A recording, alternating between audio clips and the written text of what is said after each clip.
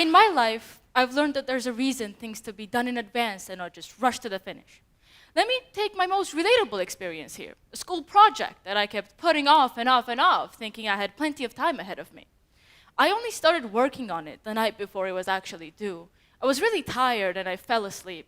I turned the project in late. I got scolded by my teachers and my parents. I felt really bad about myself. And this experience really taught me that planning ahead is the key to doing things right. So really, are we irresponsible or are we just bad at managing time? Now think about it yourself, okay? What if I told you that every morning you're given 86,400 seconds, and whatever you don't use wisely is just lost forever? That's time for you. And most of us just waste it without even realizing it. We've all said the phrases, I can do this later, I can do this tomorrow, I have plenty of time to whatever, and then proceeded to waste time until the last possible second. I know you've done this because so have I. We always think we have enough time until we just don't. Time doesn't wait for us. It never has and it never will. Doesn't matter how wisely we use it. You've probably thought it would be a nice idea to scroll on social media for 5 minutes, only to later realize that you've been doing just that for the past 2 hours. That's 2 hours of your life you're never getting back. Now, let's talk about the importance of 1 second. 1 second can change everything. In sports, 1 second has been the difference between victory and defeat. In history, 1 second has determined the outcome of battles, elections, discoveries. Now, let's think about how many seconds we've all wasted, maybe scrolling on our phones, or to take my kind of hilarious example here, holding private concerts in the shower. What if instead we took this time to socialize, learn a new skill, learn something new?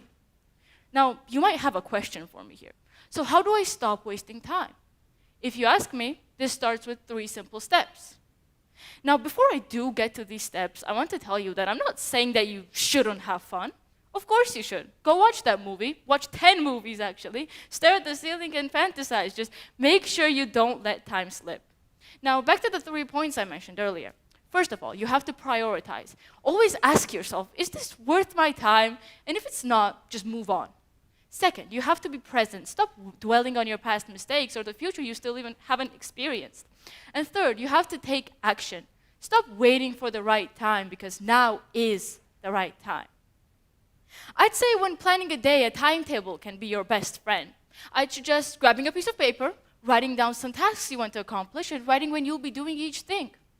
You can make time for fun activities, your hobbies, your work, and even anything unexpected that might come up throughout the day.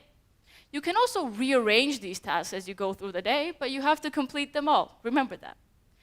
I would also say that to help you, I would say setting an alarm could be a good idea. And if you have the unfortunate habit of turning them off and moving on with your day, set multiple, set 10, 15 even, so they annoy you into getting up and getting to work. Well, if this sounds like a lot of pressure or too, unpleasant, I'd say you can just grab a piece of paper, write down some tasks you want to accomplish, and manage the times yourself. This could feel more free, but it can also be much harder to manage, so you do have to keep looking at that clock. Now, I'm sure you know that good time management has a lot of advantages. For example, you avoid last-minute cramming, missed deadlines, and that overwhelming feeling of being behind. It also fills you with a sense of accomplishment. Also, you spend less time jumping between unimportant tasks, and you spend more time focusing on what's important at that moment.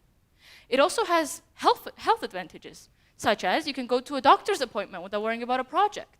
You can sleep for as much as you need without worrying about the homework you still haven't done. These are great advantages. Also, you can socialize, spend time with your loved ones, take up a new hobby even. Now, let me tell you something here. I used to be the exact opposite of what I'm saying here. I used to think I had all the time in the world and I could do whatever I wanted, whenever I wanted. And really, I did just that. But that was until, fortunately, my parents took more control over my life. They signed me up for extra classes outside of school, which gave me so much more homework than I was initially used to doing. At first, this was horrible to manage. My grades at school weren't as good because I couldn't dedicate as much time to schoolwork. But now, really, this is just routine for me. I do this every week, every day even. I do all this work while also caring about my own health. Now, with all of this said, I want you to just try one thing, okay? When you leave this building today, like you would on any other day, tell yourself, will you change something? Will you be more productive? Thank you very much.